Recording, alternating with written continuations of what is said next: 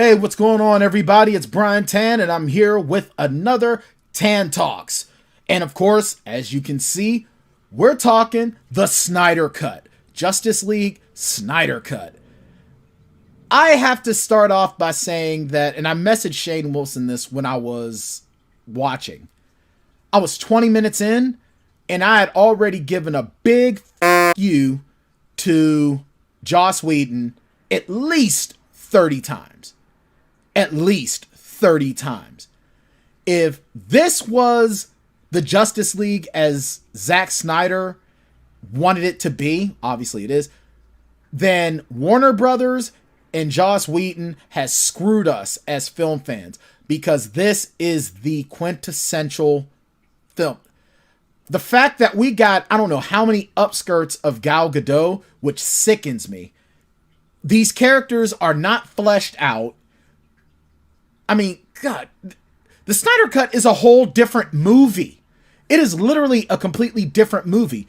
The end fight in the Whedon version is just garbage. It's so just cookie cutter-ish, formulaic. At least the Snyder Cut was way, everything about, like, my God, this is like, I almost want to say, I don't want to go so far and say that it's Citizen Kane, but compared to what we got from the theatrical version, the Snyder Cut is the Citizen Kane version. It really is.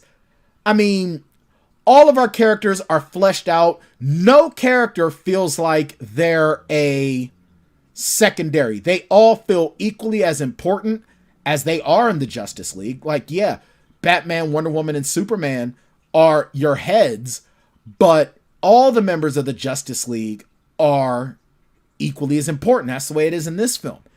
I mean, Aquaman is fleshed out better. No one feels like this. All feels like their movie. And Shane Wilson and I were talking about this during an episode of the Plotaholics. The casting in the DCEU, it's way better than it's been given credit for. And the Snyder Cut shows us that. I mean, God, Joss Whedon, you are the J.J. Abrams to comic book films. You are no longer allowed to touch a comic book film. Ever again. The only difference between Joss Whedon and J.J. Abrams is the fact that Joss Whedon at least did a decent job in the Avengers. I mean, Age of Ultron was kind of but I enjoyed it. J.J. Abrams has nothing redeeming him at all. And that's also thrown in the fact that Joss Whedon has also just come off as such a morally reprehensible human being. But I think the character in the Justice League that most got the love that they deserved as an actor and as a character is Ray Fisher as Cyborg. You want to talk about a character that just totally just got left in the dirt and just ignored and disrespected. Cyborg did in the original cut. Now, granted, I am not trying to minimize just how overly sexualized Gal Gadot's Wonder Woman was, because she was, and it was atrocious.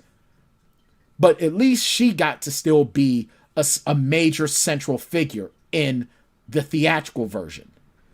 Cyborg was just watered down and made to be garbage in the theatrical cut. And at least now in the Snyder Cut, we see not only how amazing Ray Fisher is as an actor, why he was so perfectly cast in the role of Cyborg, but also why Cyborg is such an amazing character. Because he got screwed. He got absolutely screwed. And then you look at the fact that the way he's been depicted in previous incarnations, as far as in Teen Titans, I mean, we got an amazing character in this.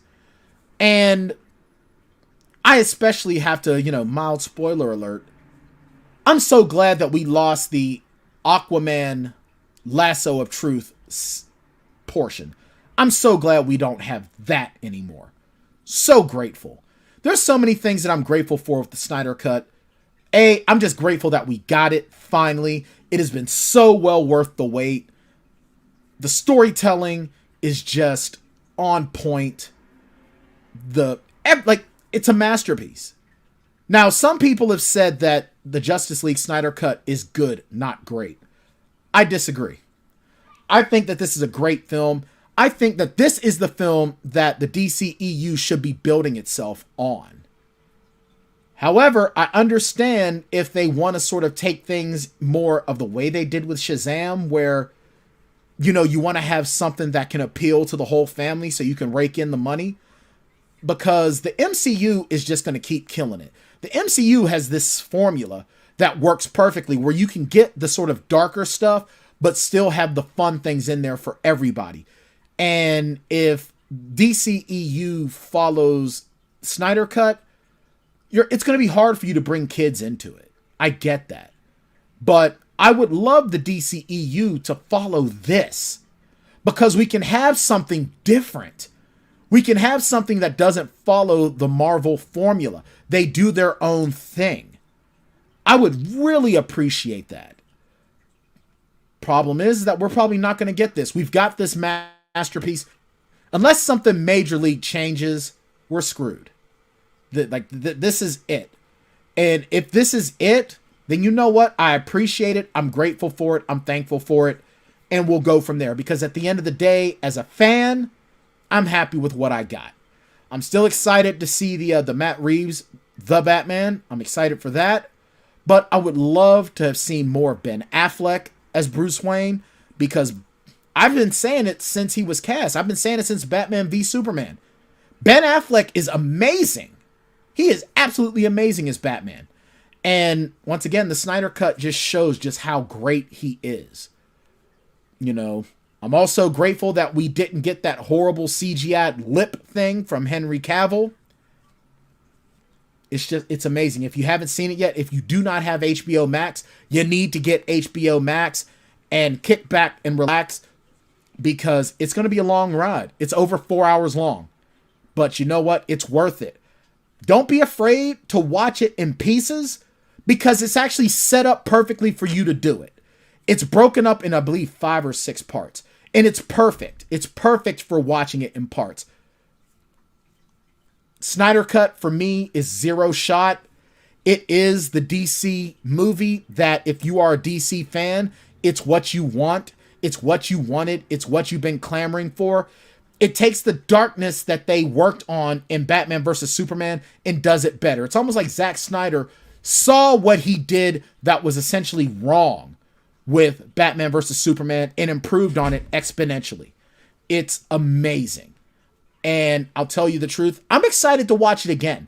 What I want to do is I'm going to watch, when we have our summer programming for the Plotaholics, I'm going to watch Justice League, the Whedon cut.